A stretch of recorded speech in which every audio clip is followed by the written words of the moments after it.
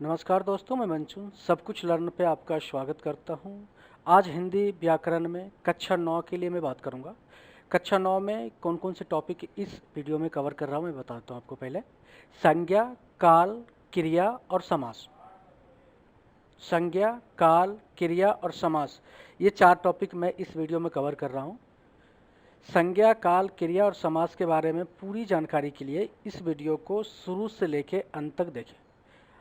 एक रिक्वेस्ट था, अगर अभी तक आपने मेरे चैनल को सब्सक्राइब नहीं किया है तो सब्सक्राइब करें और बेल आइकन को भी प्रेस करें। चलिए शुरू करते हैं। कहते हैं संज्ञा उस विकारी शब्द को कहते हैं जिससे किसी विशेष वस्तु, भाव और जीव के नाम का बोध हो, उसे संज्ञा कहते हैं। दूसरे शब्द में कहें तो किसी प्राणी, वस्तु, स्थान, गुण, भाव के नाम को ही संज्ञा कहते हैं। जैसे प्राणी के नाम में एग्जाम्पल लेता हूँ, मोर, घोड़ा, अनिल, किरण, जवाहरलाल नेहरू इत्यादि, ये सारे जो है ना प्राणी के नाम हैं। जैसे वस्तु के नाम में आते हैं, वस्तु के नाम में जैसे अनार, रेडियो, किताब, संदूक इत्यादि, ये वस्तु के नाम हैं। स्थान के नाम में कहते हैं कुतुब मीनार, नगर, भारत, मेरठ, और भी बहुत सारा जगह के नाम है, पटना, हैदराबाद, मद्रास, इस तरह के जो जगह के नाम हैं उसको क्या कहते हैं, वो भी एक संज्ञा है। भाव के नाम को भी संज्ञा कहते हैं, जैसे वीरता, बुढ़ापा, मिठास इत्यादि। इस तरह के वस्तु के नाम, प्राणी के नाम, स्थान के नाम, भाव, गुण इत्यादि जिसका बोध हो उसको संज्ञा कहते हैं। ये डिफिनीशन में लिखा हुआ है, बाकी ये एग्जाम्पल्स हैं। ठीक है, आगे चलते हैं। आगे क्या है, संज्ञा के कितने प्रकार के होते हैं, संज्ञा देखते हैं। संज्ञा कितने प्रकार के होते हैं? मुख्यतः ये 3 प्रकार की ही संज्ञा होती है, परंतु जातिवाचक संज्ञा के 2 और प्रकार होते हैं, जिसकी वजह से संज्ञा के 2 और प्रकार बढ़ जाते हैं, और इसके 5 प्रकार के होते हैं। व्यक्तिवाचक संज्ञा, जातिवाचक संज्ञा, भाववाचक संज्ञा, समूहवाचक संज्ञा और द्रव्यवाचक संज्ञा। ठीक है, व्यक्तिवाचक संज्ञा, जातिवाचक संज्ञा, भाववाचक संज्ञा, समूहवाचक संज्ञा और द्रव्यवाचक संज्ञा। ठीक है, आगे चलते हैं। अब इसके जो टाइप हैं या जितने प्रकार के संज्ञा हैं उसके बारे में मैं बात करता हूँ आगे। व्यक्तिवाचक संज्ञा में क्या है, जिस शब्द से किसी एक वस्तु या व्यक्ति का बोध होता है उसे व्यक्तिवाचक संज्ञा कहते हैं।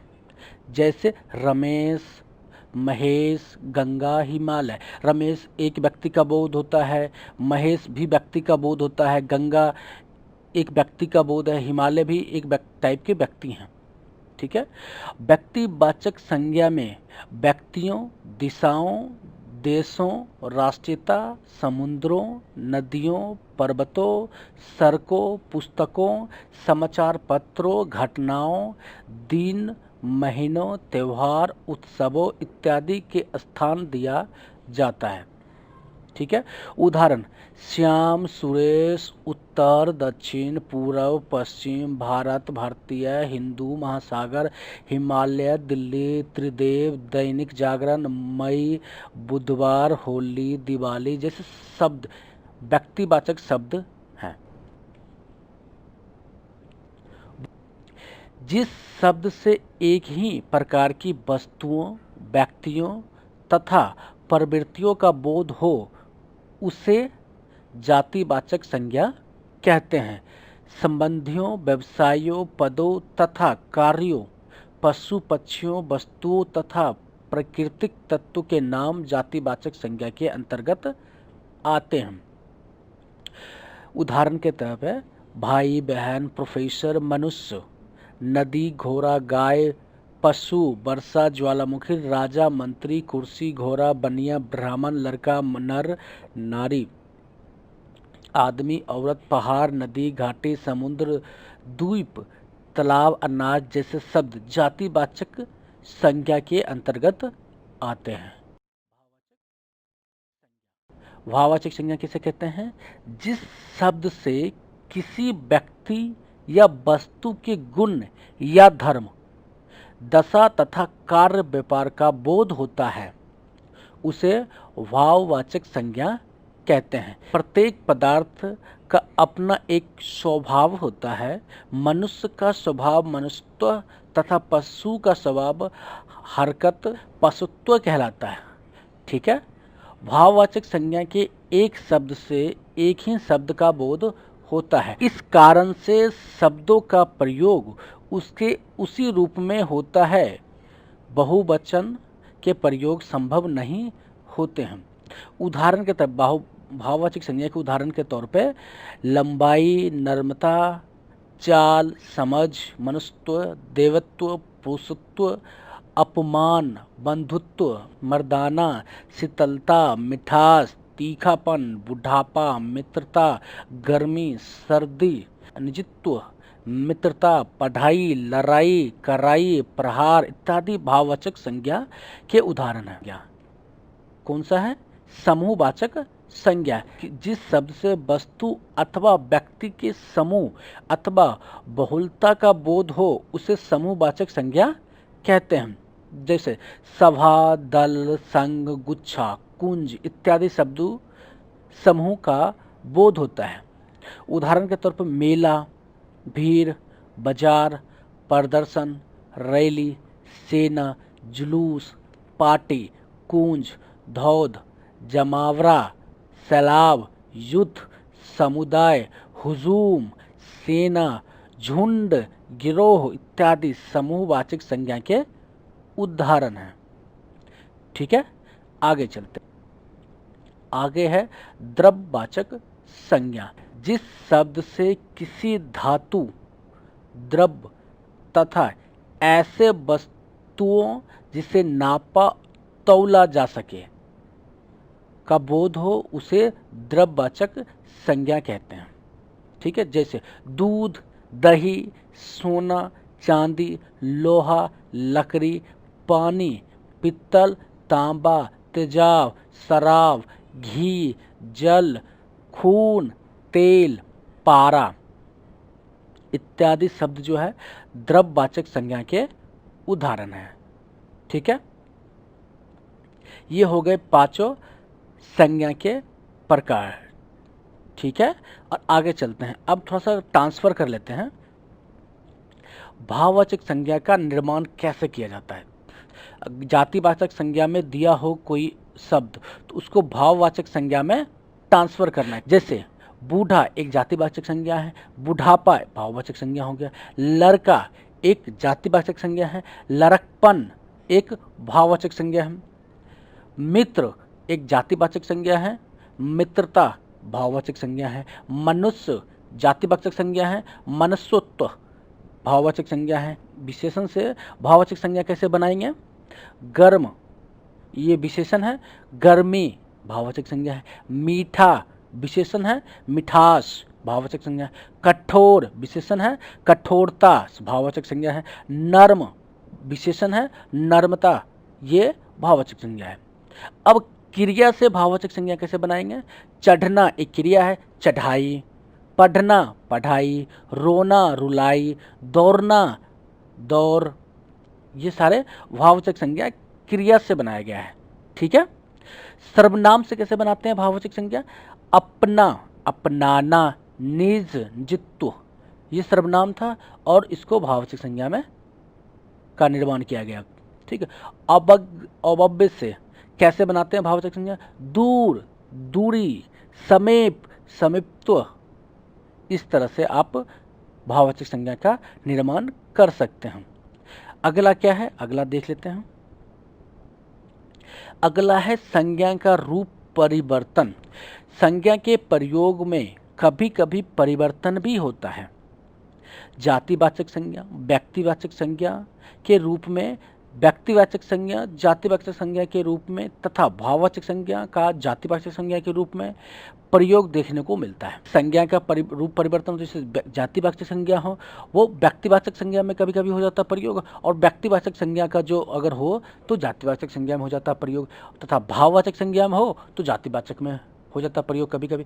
वो उदाहरण के लिए मैं बताता हूँ। जैसे देवी एक जातिवाचक संज्ञा है, से दुर्गा बना दो तो दुर्गा एक व्यक्तिवाचक संज्ञा है, गोस्वामी एक जातिवाचक संज्ञा है, तुलसी एक तुलसीदास गोस्वामी तो जातिवाचक संज्ञा है और तुलसीदास व्यक्तिवाचक संज्ञा, भीम व्यक्तिवाचक संज्ञा है। इसका प्रयोग कहीं जगह वीर के रूप में भी होता है। तो ये वीर जो होता है, भीम मतलब वीर होता है, वीर जातिवाचक संज्ञा के रूप में प्रयोग होता है। पहलवान भाववाचक संज्ञा है। इसका प्रयोग वस्त्र जातिवाचक संज्ञा में होता है। संज्ञा के रूप लिंग, वचन तथा कारक चिन्ह के रूप में बदलते हैं। जैसे लड़का खाता है, लड़की खाती है। लिंग के आधार पर भी संज्ञा का परिवर्तन हो गया। लड़का खाता है, लड़के खाते हैं। वचन के आधार पर परिवर्तन हो गया।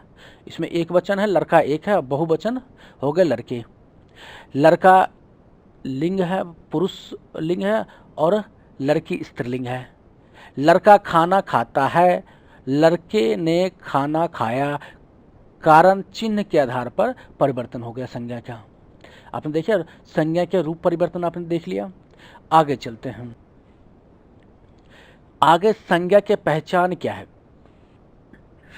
अब संज्ञा के पहचान बताते हैं। कुछ संज्ञा शब्द प्राणीवाचक होता है तो कुछ संज्ञा शब्द अप्राणीवाचक।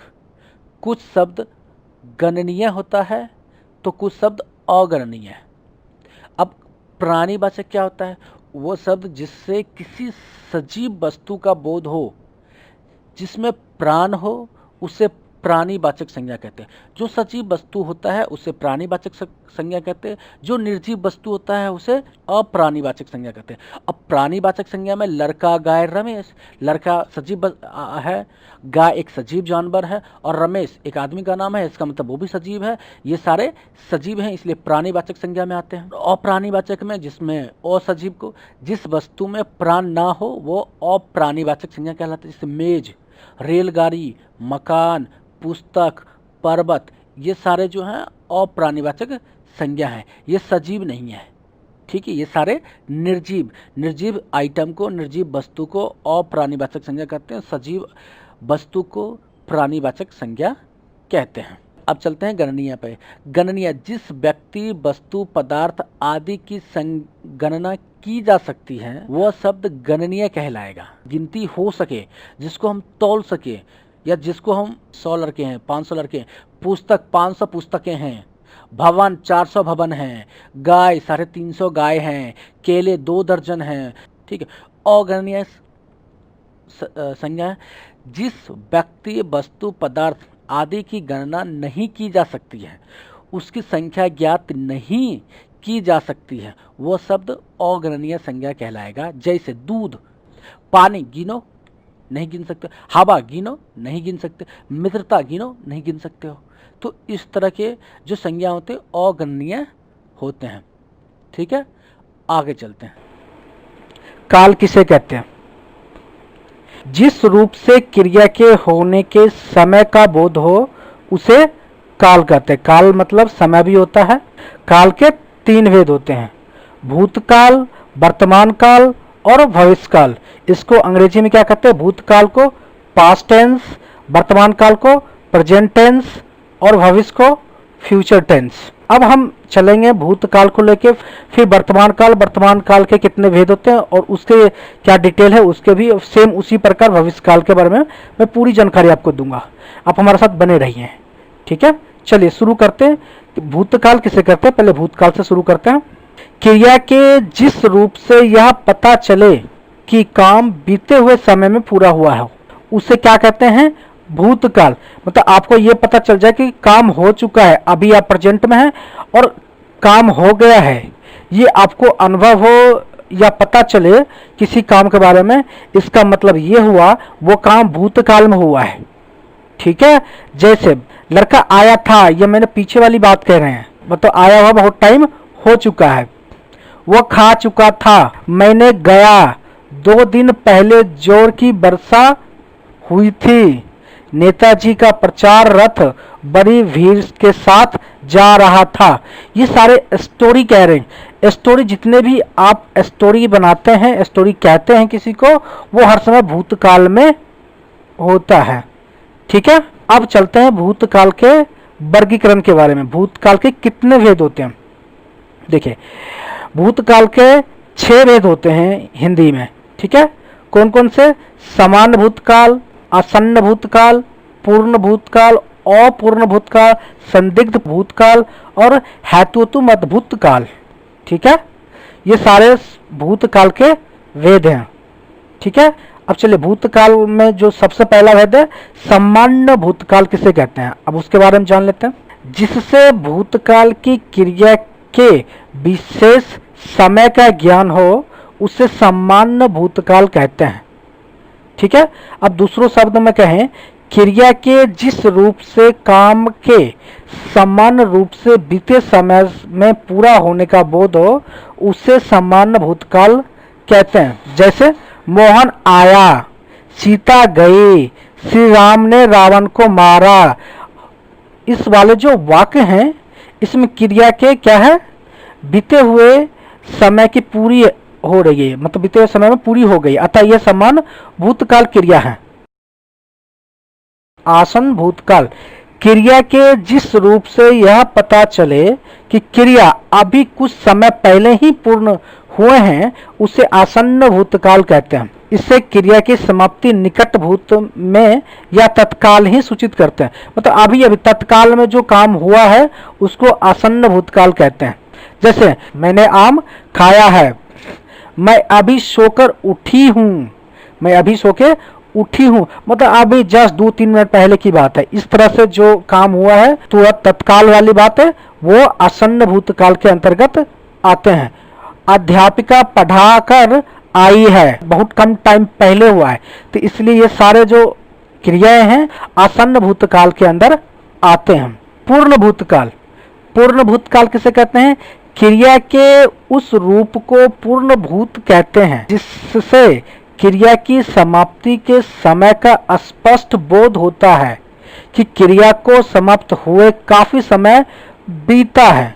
क्रिया के जिस रूप से यह ज्ञात हो कि कार्य पहले ही पूरा हो चुका है उसे पूर्ण भूतकाल कहते हैं।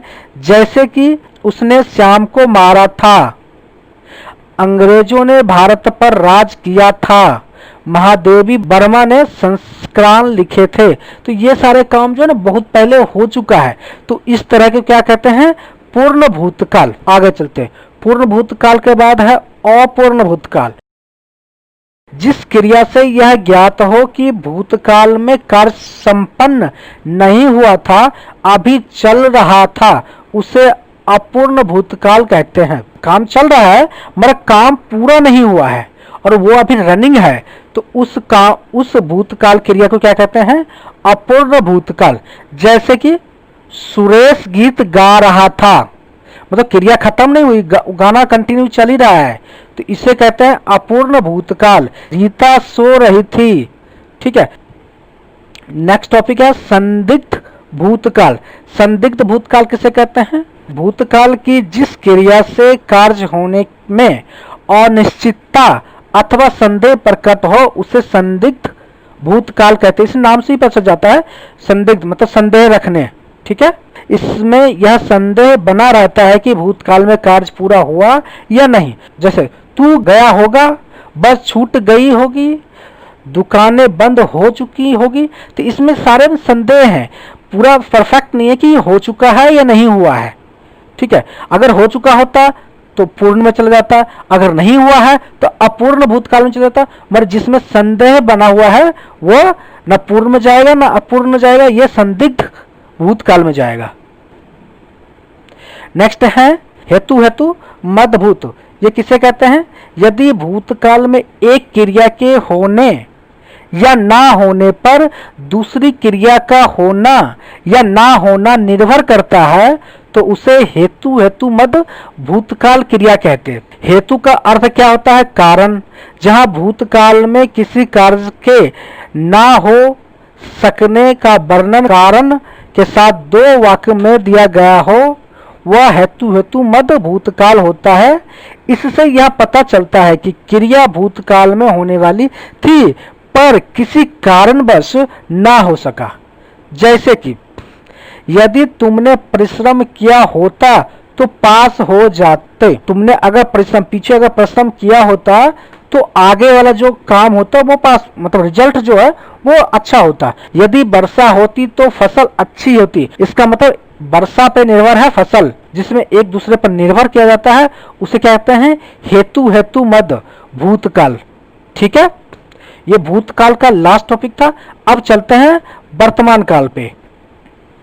क्रिया के जिस रूप से वर्तमान में चल रहे समय का बोध होता है उसे वर्तमान काल कहते हैं। जैसे पिताजी समाचार सुन रहे हैं, पुजारी पूजा करा रहा है, प्रियंका स्कूल जाती है, तो ये सारे वर्तमान में चल रही हैं, इसलिए इसे वर्तमान काल कहते हैं। ठीक है, वर्तमान काल के कितने भेद होते हैं इसका वर्गीकरण देख लेते हैं। वर्तमान काल का भी 6 भेद होते हैं। सामान्य वर्तमान काल, तत्कालीन वर्तमान काल, अपूर्ण वर्तमान काल, पूर्ण वर्तमान काल, संदिग्ध वर्तमान काल और संभव वर्तमान काल। नेक्स्ट चलते हैं सामान्य वर्तमान काल। क्रिया का वह रूप जिससे क्रिया का वर्तमान काल में होना पाया जाए सामान्य वर्तमान काल कहलाता है। दूसरे शब्द में कहे तो जिस क्रिया वर्तमान में समान रूप से होती है वह सामान्य वर्तमान काल की क्रियाएं कहलाती है। क्रिया के जिस रूप में समानता यह प्रकट हो कि कार्य का समय वर्तमान में है, ना कार्य के अपूर्ण होने का संकेत मिले, ना संदेह हो, वह सामान्य वर्तमान काल होता है। जैसे बच्चा खिलौने से खेलता है, खेलना प्रस्तुत समय में है किंतु ना तो वह अपूर्ण है ना ही अनिश्चित है, अतः यह सामान्य वर्तमान काल में है। नेक्स्ट है अपूर्ण वर्तमान काल। क्रिया के जिस रूप से यह बोध हो कि वर्तमान काल में कार्य अभी पूर्ण नहीं हुआ है, वह चल रहा है, उसे अपूर्ण वर्तमान काल कहते हैं। मोहन विद्यालय जा रहा है, ना मोहन अभी विद्यालय पहुंचा है ना ही घर पे है, वो रास्ते में है, वो कंटिन्यूस विद्यालय जा रहा है, इसलिए ये काम पूरा नहीं हुआ है, ये अपूर्ण हुआ है। तो पूर्ण हो जाएगा तब तो पूर्ण कार्य में चल जाएगा, ये अभी तक पूरा नहीं हुआ है, इसलिए ये हो जाएगा अपूर्ण वर्तमान काल।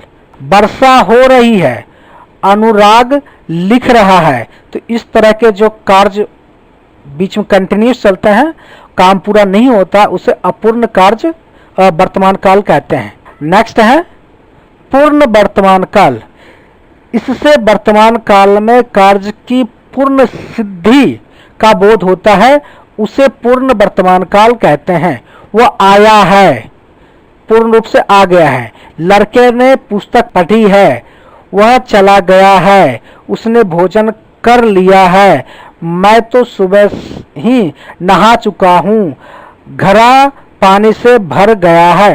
तो ये सारे कार्य पूरा हो गया है, सिद्ध हो चुका है, पूर्ण रूप से हो चुका है, तो इस सारे कार्य को पूर्ण वर्तमान काल कहते हैं। नेक्स्ट टॉपिक क्या है? नेक्स्ट है संदिग्ध वर्तमान काल। जिससे क्रिया के होने में संदेह प्रकट हो पर उसकी वर्तमान काल में संदेह ना हो, उसे संदिग्ध वर्तमान काल कहते हैं। दूसरे शब्द में, सरल शब्दों में कह दें, जिस क्रिया में वर्तमान समय में पूर्ण होने में संदेह हो उसे संदिग्ध वर्तमान काल कहते हैं। जैसे माँ खाना बना रही होगी, पूर्ण भी हो चुका है और नहीं भी पूर्ण हो चुका होगा, मगर हम संदेह प्रकट कर रहे हैं कि वो बना रही होगी, तो रही होगी वाले जो शब्द आते हैं ना, जहाँ संदेह प्रकट होता है, उसको संदिग्ध वर्तमान काल कहते हैं। राम पढ़ता होगा, हलवाई मिठाई बनाता होगा, आज विद्यालय खुला होगा, तो इस तरह के जो संदेह प्रकट किया जाता है जिस वाक्य में, और उसे क्या कहते हैं? संदिग्ध वर्तमान काल। आगे चलते हैं, तत्कालीन वर्तमान काल किसे कहते हैं? क्रिया के जिस रूप से यह पता चलता है कि कार्य वर्तमान काल में हो रही है उसे तत्कालीन वर्तमान काल कहते हैं। जैसे मैं पढ़ रहा हूँ, ठीक है, वह जा रहा है, तो ये सारे जो वाक्य हैं वो तत्कालीन, कंटिन्यूअस चल रहे, तत्कालीन हो रहा है, तो उसे कहते हैं तत्कालीन वर्तमान काल। नेक्स्ट टॉपिक है संभव वर्तमान काल। इससे वर्तमान काल में काम के पूरा होने का संभावना रहती है, उसे संभव वर्तमान काल कहते हैं। संभव का अर्थ होता है संभावित या जिसके होने की संभावना हो। ठीक है, जिससे वह आया है, वह लौटा हो, वह चलता हो, उसने खाया हो। तो इस तरह के जो वाक्य होते हैं वो संभव वर्तमान काल के होते हैं। ठीक है, भविष्य में होने वाली क्रिया को भविष्य काल की क्रिया कहते हैं। जैसे वह कल घर जाएगा, आने वाले दिन में कल। हम सर्कस देखने जाएंगे, किसान खेत में बीज बोएगा। अब भविष्य काल के कितने भेद होते हैं उसको जान जाते हैं। भविष्य काल के 3 भेद होते हैं। कौन कौन से? सामान्य भविष्य काल, संभव भविष्य काल और हेतु मद भविष्य काल। ठीक है, चलते हैं सामान्य भविष्य काल पे। क्रिया के जिस रूप से उसके भविष्य में समान ढंग से होने का पता चलता है उसे सामान्य भविष्यकाल कहते हैं। इससे यह प्रकट होता है कि क्रिया संभवतः भविष्य में होगी। जैसे कि बच्चे कैरम बोर्ड खेलेंगे, वह घर जाएगा, दीपक अखबार बेचेगा। इसमें भविष्य में समान रूप से काम के होने की सूचना दे रहा है, अतः यह सामान्य भविष्य काल के क्रियाएं हैं। नेक्स्ट टॉपिक है संभव भविष्यकाल। क्रिया के जिस रूप से उसके भविष्य में होने का संभावना का पता चलता है उसे संभव भविष्यकाल कहते हैं, जिससे भविष्य में किसी कार्य के होने का संभावना हो। जैसे शायद चोर पकड़ा जाए, परीक्षा में शायद मुझे अच्छे अंक प्राप्त हो सकता है कि मैं कल वहां जाऊं। तो ये सारे जो वाक्य दिए गए हैं इसमें क्रिया में के भविष्य में होने का संभावना है, यह पूर्ण रूप से होगी ऐसा निश्चित नहीं होता, अतः यह संभव भविष्य काल के क्रियाएं हैं। नेक्स्ट टॉपिक है हेतु मद भविष्यकाल। क्रिया के जिस रूप से एक कार्य का पूरा होना दूसरे आने वाले समय की क्रिया पर निर्भर हो उसे हेतु मद भविष्यकाल कहते हैं। वह आए तो मैं जाऊं, एक दूसरे पर निर्भर हो रहा है यहाँ पे। वह कमाए तो मैं खाऊं, वह पढ़ेगा तो सफल होगा, इस तरह के एक दूसरे पर निर्भर होते हैं, उसे हेतु मद भविष्यकाल कहते हैं। ठीक है, ये काल के लास्ट चैप्टर था, भविष्यकाल के भी लास्ट चैप्टर था।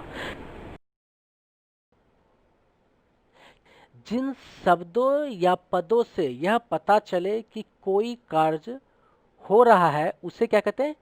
क्रिया कहते हैं। ठीक है, व्याकरण में कोई भी वाक्य क्रिया के बिना पूरा नहीं होता है। इसे भी व्याकरण में एक विकारी शब्द माना जाता है। ये सारे इंपॉर्टेंट पॉइंट मैं आपको बता रहा हूँ क्रिया के बारे में। ठीक है, क्रिया हमें समय सीमा के बारे में संकेत देती है। क्रिया के रूप की वजह से हमें यह पता चलता है कि कार्य वर्तमान में हो रहा है, भूतकाल में हो रहा है, हो चुका है या भविष्य काल में होगा। ये काल का चैप्टर है। अगर काल के बारे में पूरी जानकारी आपको चाहिए तो डिस्क्रिप्शन में लिंक है काल के बारे में, वहाँ पे लिंक पे क्लिक करें और काल के पूरी डिटेल आपको मिल जाएगा। उस वीडियो को पूरा देखें, काल के बारे में समझ में आ जाएगा आपको। ठीक है, चलते हैं यहाँ पे। क्रिया का निर्माण धातु से होता है। जब धातु में ना लगा दिया जाता है तब क्रिया बन जाती है। ठीक है, क्रिया को संज्ञा विशेषण से भी बनाया जाता है। ठीक है, अब संज्ञा और विशेषण के बारे में आपको पूरी जानकारी के लिए डिस्क्रिप्शन में लिंक मैंने ऑलरेडी दे रखा है, संज्ञा के बारे में भी और विशेषण के बारे में। वहां से आप संज्ञा और विशेषण के बारे में पूरा सीख सकते हैं। ठीक है, चलिए, क्रिया का सार्थक शब्द के 8 भेदों में से एक माना जाता है। खाना, नाचना, खेलना, पढ़ना, मारना, पीटना, जाना, सोना, लिखना, जागना, रहना, गणना, दौड़ना, ये सारे क्या है? क्रिया है। क्रिया का निर्माण धातु से होता है। ठीक है, जब धातु में ना लगा दिया जाता है तब क्रिया बन जाती है। धातु जिस मूल रूप से क्रिया को बनाया जाता है उसे धातु कहते हैं। यह क्रिया का ही एक रूप होता है। धातु को क्रिया का मूल रूप कहते हैं। ठीक है, जैसे बोल, पढ़, घूम, लिख, गा, हंस, देख, जा, खा, बोल, रा आदि ये सारे धातु हैं। तो मूल धातु, समान धातु, युतर्प धातु, यौगिक धातु। ठीक है, ये सारे धातु के भेद हैं। धातु के भेद कितने होते हैं? 4 होते हैं। मूल धातु, समान धातु, उत्पूर्ण और यौगिक। ठीक है, मूल धातु किसे कहते हैं? मूल धातु किसी पर आश्रित ना होकर स्वतंत्र होती है, उसे मूल धातु कहते हैं। जैसे खा, पढ़, लिख, गा, जा, रो आदि ये सारे क्या है? मूल धातु है। अब है समान धातु। समान धातु किसे कहते हैं? धातु में जो ना प्रत्यय जोड़कर उसका सरल रूप बनाया जाता है, उसे सामान्य धातु कहते हैं। जैसे सोना, रोना, पढ़ना, बैठना, लिखना, बोलना, घूमना, गाना, हंसना, देखना, जाना, खाना, बोलना, रोना ये सारे सामान्य धातु हैं। व्युत्पन्न धातु किसे कहते हैं? सामान्य धातु से प्रत्यय लगाकर या और किसी कारण से जो परिवर्तन किया जाते हैं उसे व्युत्पन्न धातु। जैसे पढ़वाना, कटवाना, दिलवाना, करवाना, सुलवाना, लिखवाना, बुलवाना, खिलवाना, धुलवाना आदि ये सारे क्या है? व्युत्पन्न धातु। ठीक है, यौगिक धातु क्या होता है? यौगिक धातु के बारे में जानते हैं। यौगिक धातु को प्रत्यय जोड़कर बनाया जाता है। ठीक है, जैसे पढ़ना से पढ़, लिखना से लिखा, खाना से खिलाई जाती जाए। अब चलते हैं क्रिया के बारे में जानते हैं। क्रिया के 2 भेद होते हैं, अकर्मक क्रिया और सकर्मक क्रिया। कर्मक क्रिया किसे कहते हैं वो देख लेते हैं। अकर्मक क्रिया का अर्थ होता है कर्म के बिना या कर्म रहित, जिन क्रियाओं को कर्म की जरूरत नहीं पड़ती है या जो क्रिया प्रश्न पूछने पर कोई उत्तर नहीं देती है, उन्हें अकर्मक क्रिया कहते हैं। अर्थात जिन क्रियाओं का फल और व्यापार कर्ता को मिलता है उसे अकर्मक क्रिया कहते हैं। जैसे तैरना, कूदना, सोना, ठहरना, उछलना, मरना, जीना, बसना, रोना, चमकना, हंसता, चलता, दौड़ता, लजाना, होना, बढ़ना, खेलना, अकरना, डरना, बैठना, उगना, जीना, चमकना, ढोलना, मरना, घटना, फंसना, जगना, बरसना, उलझना, कूदना आदि ये सारे अकर्मक क्रिया के प्रकार हैं। ठीक है, अब उदाहरण के तौर पे देख लेते हैं। वह चढ़ता है, वे हंसते हैं, नीता खा रही है। ठीक है, इसमें जो क्रिया है ये इसका कर्म रहित है और सारे जो क्रेडिट ले रहा है वो कर्ता ले रहा है, इसलिए ये अकर्मक क्रिया के रूप है। ठीक है, अब चलते हैं सकर्मक क्रिया पे। सकर्मक क्रिया क्या होता है? सकर्मक क्रिया का अर्थ होता है कर्म के साथ या कर्म सहित। अकर्मक क्रिया में कर्म के साथ नहीं था और कर्म रहित था। इसमें क्या है? उल्टा है, जस्ट अपोजिट है। जिस क्रिया का प्रभाव कर्ता पर ना पड़कर कर्म पर पड़ता है उसे सकर्मक क्रिया कहते हैं। अर्थात जिन शब्दों की वजह से कर्म की आवश्यकता होती है उसे सकर्मक क्रिया कहते हैं। जैसे वो चढ़ाई चढ़ता है, मैं खुशी से हंसता हूँ, नीता खाना खा रही है। ठीक है, इस तरह की क्रिया को सकर्मक क्रिया कहते हैं। अब सकर्मक क्रिया के कितने भेद होते हैं? सकर्मक क्रिया के 3 भेद होते हैं। एक कर्मक क्रिया, द्वि कर्मक क्रिया और अपूर्ण क्रिया। ठीक है, जिस क्रिया के केवल एक कर्म के पूरे होने का पता चलता है उसे पूर्ण एकर्मक क्रिया कहते हैं। जैसे वह रोटी खाता है, श्याम टीवी देख रहा है, नौकर झाड़ू लगा रही है। इसमें एक ही क्रिया हो रहा है ना, इसलिए एकर्मक क्रिया होता है। यह है पूर्ण द्विकर्मक क्रिया। ठीक है, द्विकर्मक क्रिया का अर्थ होता है 2 कर्म वाला या 2 कर्म सहित जिस क्रिया का साथ 2 कर्मों के पूर्ण होने का पता चलता है उसे द्विकर्मक क्रिया कहते हैं। इसमें पहला कर्म प्राणीवाचक होता है और दूसरा कर्म निर्जीव होता है, उसे द्विकर्मक क्रिया कहते हैं। जैसे सोहन ने गुरु जी को प्रणाम किया, इसमें सोहन जो है प्राणीवाचक है, दूसरा क्रिया कर्म जो है निर्जीव तरह होता है। ठीक है। नर्स रोगी को दवा पिलाती है, श्याम अपने भाई के साथ टीवी देख रहा है, नौकर फिनाइल से पोछा लगा रहा है। इस तरह के जो क्रिया होते हैं उसे द्विकर्मक क्रिया कहते हैं। जब क्रिया के होते हुए तथा क्रिया और कर्म के रहते हुए भी अकर्मक और सकर्मक क्रिया स्पष्ट अर्थ न दे, वह पर अपूर्ण क्रिया होता है।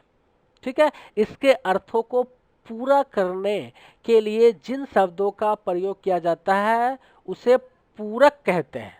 महात्मा गांधी थे, महात्मा गांधी राष्ट्रपिता थे। इनमें राष्ट्रपिता लिखने से अस्पष्टता आ गई है। तुम हो, तुम बुद्धिमान हो, मैं अगले वर्ष बन जाऊंगा, मैं अगले वर्ष अध्यापक बन जाऊंगा। तो पहले में कोई स्पष्ट नहीं हो रहा है, तो दूसरे में एक शब्द लगाया गया है, उससे स्पष्ट हो रहा है पूरा वाक्य। तो इस तरह के वाक्य शब्द को क्या कहते हैं? पूरक शब्द कहते हैं। अपूर्ण क्रिया के दो भेद होते हैं, अपूर्ण अकर्मक क्रिया और अपूर्ण सकर्मक क्रिया। ठीक है। अब आगे चलते हैं, अपूर्ण क्रिया पे देख लेते हैं पहले। हाँ, अपूर्ण अकर्मक क्रिया किसे कहते हैं? कभी कभी कुछ अकर्मक क्रिया केवल कर्ता से स्पष्ट नहीं होती है, उन्हें पूरा करने के लिए उनके साथ संज्ञा और विशेषण पूरक की जगह पर लगाने पड़ते हैं, उसे अपूर्ण अकर्मक क्रिया कहते हैं। जैसे वो बीमार रहा। अपूर्ण सकर्मक क्रिया, कभी कभी कुछ सकर्मक क्रिया का अर्थ कर्ता और कर्म के होते हुए भी स्पष्ट नहीं होता है, इसमें भी संज्ञा और विशेषण पूरक की जगह पर लगाने पड़ते हैं, उसे अपूर्ण सकर्मक क्रिया कहते हैं। आपने उसे महान बनाया। ठीक है। इस तरह के जो शब्द होते हैं वो अपूर्ण सकर्मक क्रिया के होते हैं। संरचना या प्रयोग के आधार पर क्रिया के भेद। ठीक है। अब क्रिया के कितने भेद होते हैं? पहले मैंने बताया था दो क्रिया के होते हैं, सकर्मक क्रिया, अकर्मक क्रिया। अब संरचना और प्रयोग के आधार पर क्रिया के 11 भेद होते हैं। सामान्य क्रिया, संयुक्त क्रिया, नाम धातु क्रिया, प्रेरक क्रिया, पूर्णकालीन क्रिया, तत्कालीन क्रिया, कृदंत क्रिया, यौगिक क्रिया, सहायक क्रिया, सजातीय क्रिया और विधि क्रिया। अब सामान्य क्रिया पे चलते हैं। सामान्य क्रिया किसे कहते हैं? जिस क्रिया के रूप से काल विशेष का पता ना हो और उसके पीछे ना लगा हो, उसे सामान्य क्रिया कहते हैं। अर्थात जब वाक्य में एक क्रिया का पता चले उसे सामान्य क्रिया कहते हैं। जैसे रोना, धोना, खाना, पीना, नाचना, कूदना, पढ़ना, नहाना, चलना, ये सारे सामान्य क्रिया के पार्ट हैं। संयुक्त क्रिया, जो क्रियाएं दो या दो से अधिक धातु से मिलकर बनी होती है उसे संयुक्त क्रिया कहते हैं।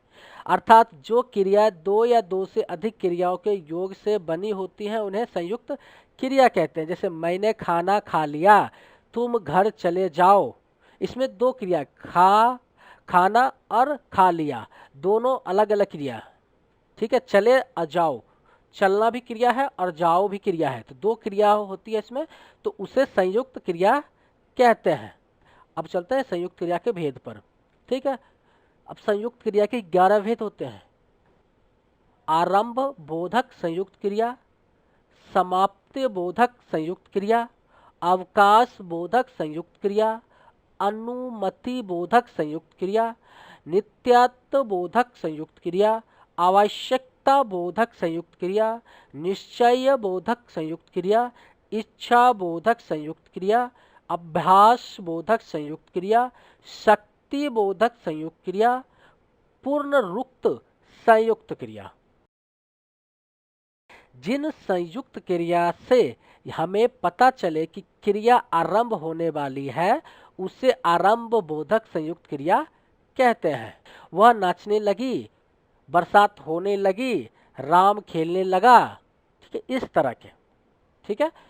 आगे क्या है, समाप्ति बोधक संयुक्त क्रिया, जिन संयुक्त क्रिया से मुख्य क्रिया के समापन का पता चले उसे समाप्ति बोधक संयुक्त क्रिया कहते हैं। वह सो चुका है, राम खा चुका है, वह लड़ चुका है, इस तरह के जो वाक्य होते हैं वो समाप्ति बोधक संयुक्त क्रिया के अंतर्गत आते हैं। आगे चलते हैं। तीसरा है अवकाश बोधक संयुक्त क्रिया, जिन संयुक्त क्रियाओं से किसी क्रिया का विनष्पन कराने के लिए अवकाश का बोध कराया जाए उसे अवकाश बोधक संयुक्त क्रिया कहते हैं। जैसे कि वह बहुत मुश्किल से सोने पाया है, जाने ना पाया। चौथा है अनुमति बोधक संयुक्त क्रिया, जिन संयुक्त क्रिया से किसी क्रिया को करने की अनुमति दिए जाने का पता चले उसे अनुमति बोधक संयुक्त क्रिया कहते हैं। जैसे मुझे सोने दो, मुझे कहने दो, इस तरह के जो वाक्य होते हैं वो अनुमति बोधक संयुक्त क्रिया के अंतर्गत आते हैं। ठीक है। पांचवा क्या है, नित्याबोधक संयुक्त क्रिया, जिन संयुक्त क्रिया से किसी क्रिया की नित्यता का या उसके खत्म न होने का पता चले उसे नित्याबोधक संयुक्त क्रिया कहते हैं। जैसे नदी बह रही है, पेड़ बढ़ता गया, इस तरह के जो शब्द होते हैं वो नित्याबोधक संयुक्त क्रिया के अंतर्गत आते हैं। ठीक है। आगे चलते हैं। छठा क्या है, आवश्यकता बोधक संयुक्त क्रिया, जिन संयुक्त क्रियाओं से किसी क्रियाओं की आवश्यकता या कर्तव्य पता चले उसे आवश्यकता बोधक संयुक्त क्रिया कहते हैं। जैसे मुझे यह काम करना पड़ता है, मुझे यह काम करना चाहिए। सातवां क्या है, निश्चय बोधक संयुक्त क्रिया, जिन संयुक्त क्रिया से मुख्य क्रिया के व्यापार की निश्चितता का पता चले उसे निश्चय बोधक संयुक्त क्रिया कहते हैं।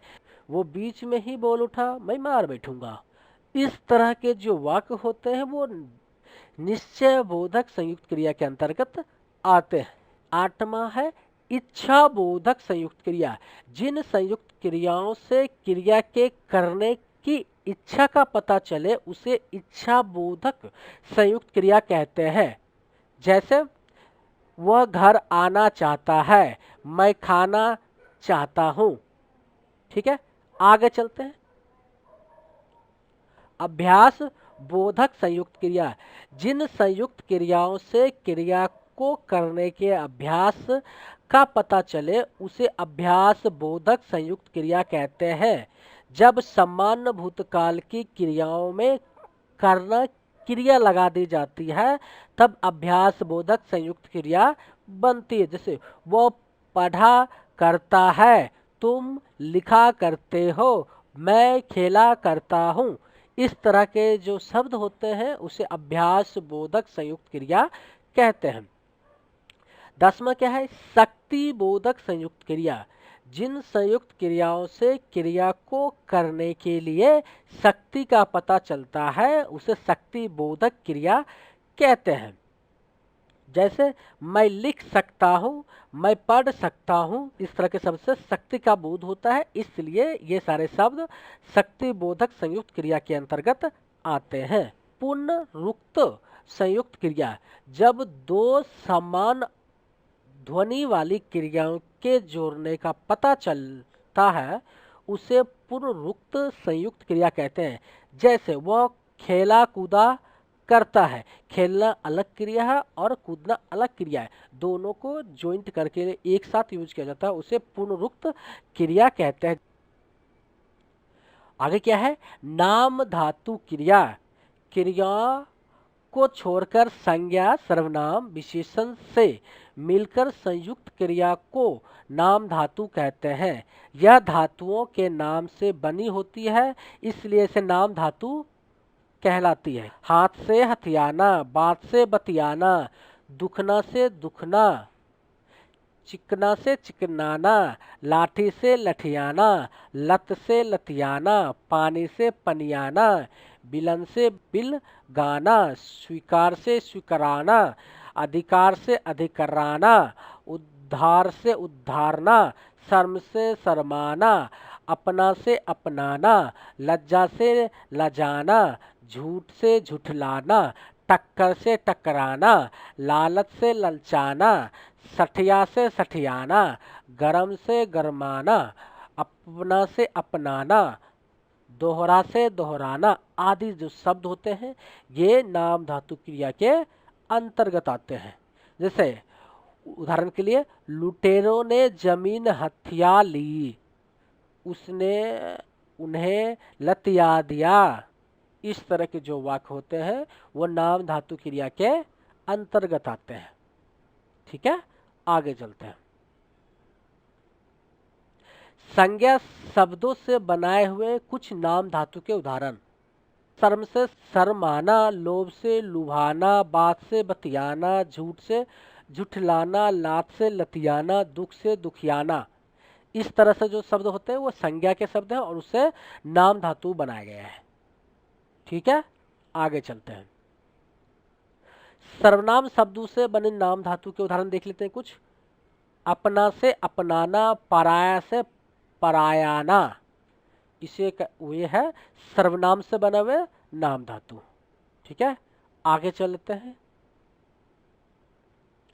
विशेषण से बने कुछ नाम धातु के बारे में देख लेते हैं। साठ से सठियाना, तोतला से तुतलाना, नरम से नरमाना, गरम से गरमाना, लज्जा से लजाना, लालच से ललचाना, फिल्म से फिल्माना। इस तरह से विशेषण से नाम धातु के लिए। ठीक है, आगे चलते हैं। अनुकरणवाची। थप थप, थपथपाना, थर थर, थरथराना, कप कप, कपकपाना, टन टन, टनटनाना, बर वर, बरवराना, खट खट, खटखटाना आदि शब्द। ठीक है, आगे चलते हैं। प्रेरणार्थक क्रिया। जिन क्रियाओं के प्रयोग से यह पता चले कि कर्ता खुद कार्य ना करके किसी और से कार्य करवा रहा है या किसी और को कार्य करने की प्रेरणा दे रहा है, उसे प्रेरणार्थक क्रिया कहते हैं। जैसे कटवाना, करवाना, बोलवाना, पढ़वाना, लिखवाना, खिलवाना, सुनाना, पिलवाना, पिलवाता, पिलवाती आदि। ठीक है, उदाहरण के लिए देख लेते हैं। मालिक नौकर से कार साफ करवाता है, अध्यापक बच्चे से पाठ पढ़वाता है, मैंने राधा से पत्र लिखवाया, उसने हमें खाना खिलवाया आदि।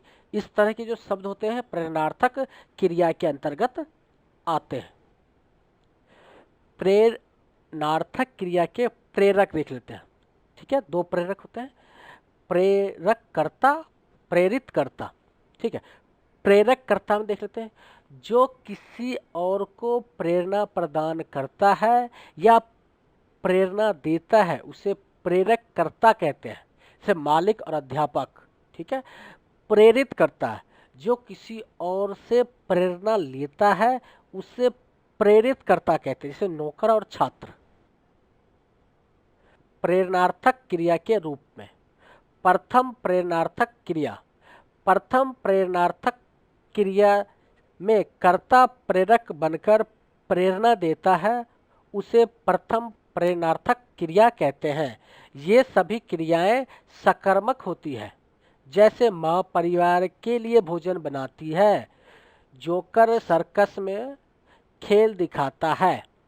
ठीक है, द्वितीय प्रेरणार्थक क्रिया।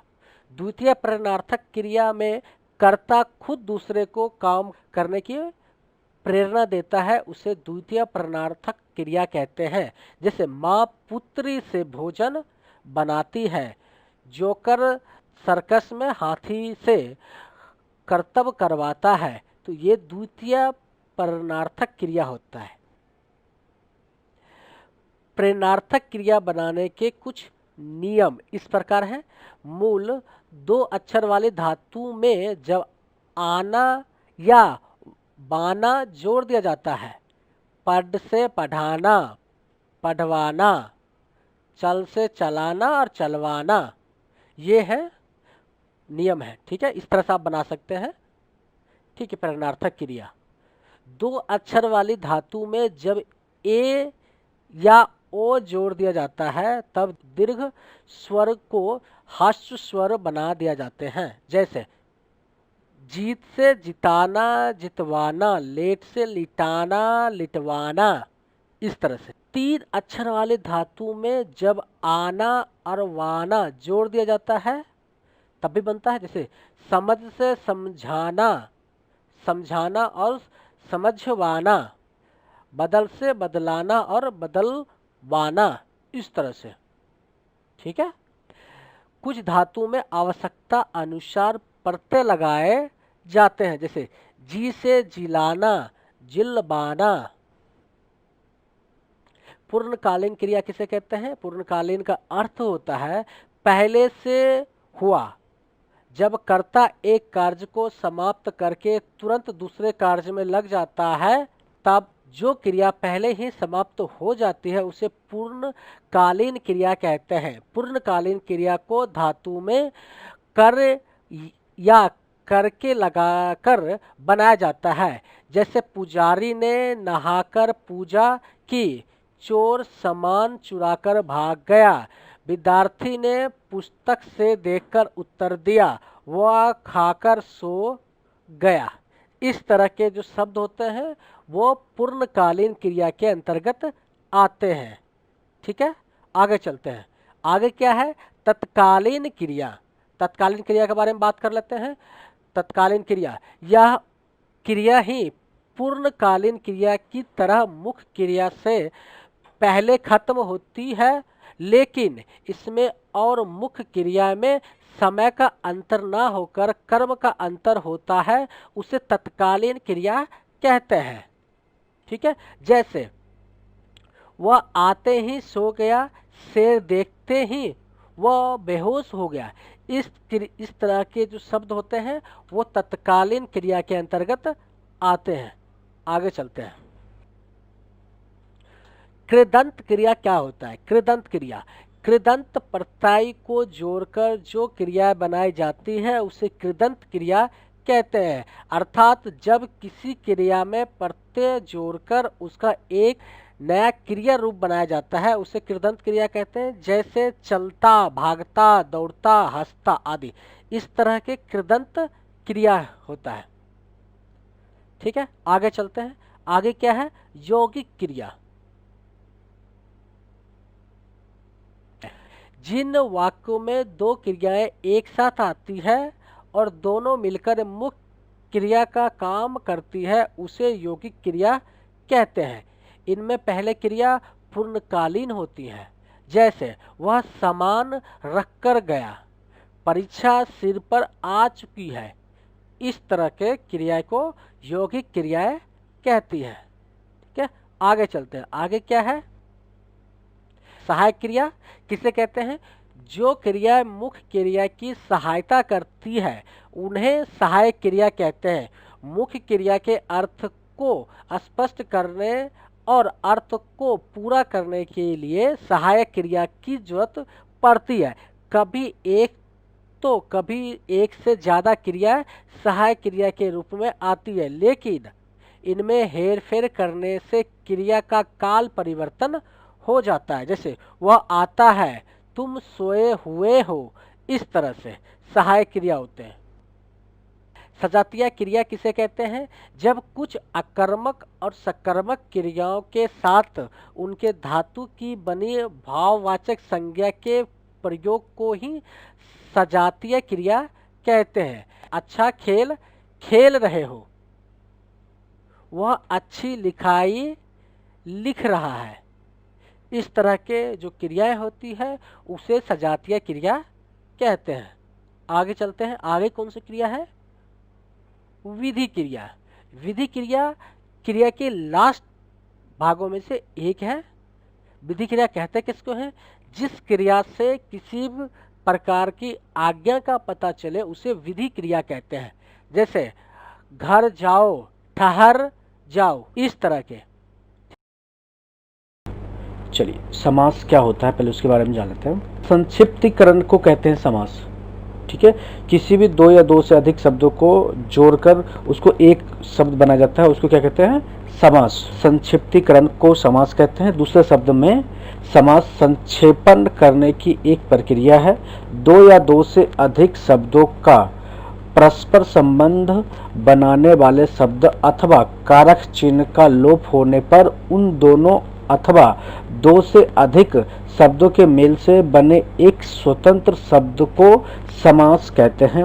उदाहरण के लिए, दया का सागर का सामाजिक शब्द बनता है दया सागर।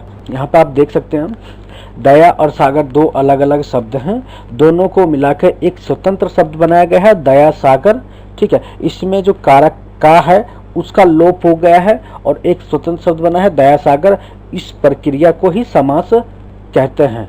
अब नीचे दिए गए इस उदाहरण में दया और समास, ये मैंने बता दिया आपको, और समास उसके बाद है समास। अभी उदाहरण बहुत देखेंगे, तो अब समास के बारे में पहले जान लिए पूरा डिटेल। अब उसके भेद कितने होते हैं वो मैं देख लेता हूँ, फिर हर भेद में मैं बताऊंगा समास कैसे बनते हैं। ठीक है, एग्जाम्पल के साथ। समास के 6 भेद होते हैं: द्वंद्व समास, द्विगु समास, तत्पुरुष समास, कर्मधारय समास, अव्यवहारी समास और बहुब्रीहि समास। ठीक है, द्वंद्व समास, जिस समास में पूर्व पद और उत्तर पद दोनों ही प्रधान हो, अर्थात अर्थ की दृष्टि से दोनों का स्वतंत्र अस्तित्व हो और उनके मध्य संयोजक शब्द का लोप हो, तो उसे द्वंद्व समास कहते हैं। इसको दूसरे भाषा में आप क्या कह सकते हैं कि जो दोनों शब्द होकर दोनों महत्वपूर्ण शब्द हो और दोनों में से दोनों का एक अलग दृष्टि से अर्थ निकलता हो, तो उसे को जोड़ के एक नया शब्द बनाते हैं, तो उसको कहते हैं द्वंद्व समास। ठीक है, जैसे कि माता और पिता, ये दो शब्द हैं, माता और पिता। ठीक है, दो शब्द है, दोनों शब्द इम्पॉर्टेंट है, दोनों शब्द का अर्थ जो है दृष्टि से दोनों स्वतंत्र शब्द अलग अलग हैं, मगर दोनों का और से जुड़े हुए हैं, तो इसको एक समास में कन्वर्ट करना है माता और पिता को, तो माता पिता हो जाता है इसका। ठीक है, राम और कृष्ण, राम कृष्ण, भाई और बहन, भाई बहन, पाप और पुण्य, पाप और पुण्य को पाप पुण्य हो गया, सुख और दुख को सुख दुख कह सकते हैं। तो इस तरह के जो भी समास होता है द्वंद्व समास। ठीक है, आगे चलते हैं द्विगु समास पे। जिस समास में पूर्व पद संख्यावाचक हो उसे द्विगु समास कहते हैं। जैसे नवरात्र, ठीक है, 9 रातों के समूह को क्या कहते हैं? नवरात्र। इसमें जो पहला पूर्व पद है, सबसे पहला पद जो है वो संख्यावाचक है, 9 संख्यावाचक है। इसमें दूसरे एग्जाम्पल में है सप्तद्वीप, 7 द्वीपों के समूह को सप्तद्वीप कहते हैं, 7 संख्यावाचक है। त्रिभुवन, 3 भुवनों के समूह को त्रिभुवन कहते हैं, 3 जो है वो संख्यावाचक है। 7 मंजिला, 7 मंजिलों का समूह को 7 मंजिला कहते हैं, 7 एक संख्यावाचक है। ठीक है, तो इस तरह के जितने भी वाक्य या शब्द आते हैं वो द्विगु समास के अंतर्गत आते हैं। ठीक है, अब द्विगु समास के बाद तत्पुरुष समास। अब चलिए तत्पुरुष समास पे चलते हैं। तत्पुरुष समास, जिस समास में पूर्व पद गौण तथा उत्तर पद प्रधान हो, तत्पुरुष समास कहलाता है। जो पहला पद हो वो गौण होता है और जो दूसरा पद हो वो प्रधान होता है, उसे कहते हैं तत्पुरुष समास। दोनों पद के बीच प्रसंग का लोप होता है। प्रसंग लोप के आधार पर तत्पुरुष समास के 6 भेद होते हैं। कर्म तत्पुरुष, जिसमें को का लोप होता है, जैसे है मत को देने वाला को क्या कहते हैं? मत दाता, गिरह को काटने वाला को गिरहट। इस तरह के जो शब्द आते हैं, इस तरह के जो वाक्य होते हैं वो तत्पुरुष समास के अंतर्गत आते हैं, जिसमें को का लोप होता है। ठीक है, कर्म तत्पुरुष समास कहलाता है। जिसमें से का लोप होता है वो करण तत्पुरुष समास कहलाता है। जैसे तत्करण तत्पुरुष, जहाँ कर्ण कारक चिन्ह का लोप होता है। कर्ण कारक चिन्ह तो जानते ही हैं, से को कहते हैं कर्ण कारक चिन्ह, तो इसका लोप हो जाता है तो वो कर्ण तत्पुरुष समास कहलाता है। जैसे जन्म से उत्पन्न, जन्मजात, मुंह से मोंगा, मुंह मांगा। इस तरह का जो भी वाक्य या शब्द होता है उसे कर्ण तत्पुरुष समास कहते हैं। अब आता है संप्रदान तत्पुरुष समास, जिसमें संप्रदान कारक चिन्ह का लोप हो। के लिए जो होता है वो संप्रदान कारक चिन्ह होता है। जैसे कि यहाँ पे एग्जाम्पल में दे रखा है मैंने, हाथ के लिए करी, जिसको कहते हैं हाथ करी, तो हाथ करी को कह सकते हैं हाथ के लिए करी, के लिए लोप हो गया, हाथ करी हो गया। सत्याग्रह, सत्य के लिए आग्रह को सत्याग्रह कहते हैं। आगे चलते हैं, आगे चौथा क्या है, आपादान तत्पुरुष समास। अब इसमें आपादान कारक के जो चिन्ह होता है वो लोप होता है। इसमें आपादान कारक के जो चिन्ह होते हैं से होता है। तो धनहीन, धन से हीन को व्यक्ति को धनहीन बोलते हैं, ठीक है, इसमें से लोप हो गया।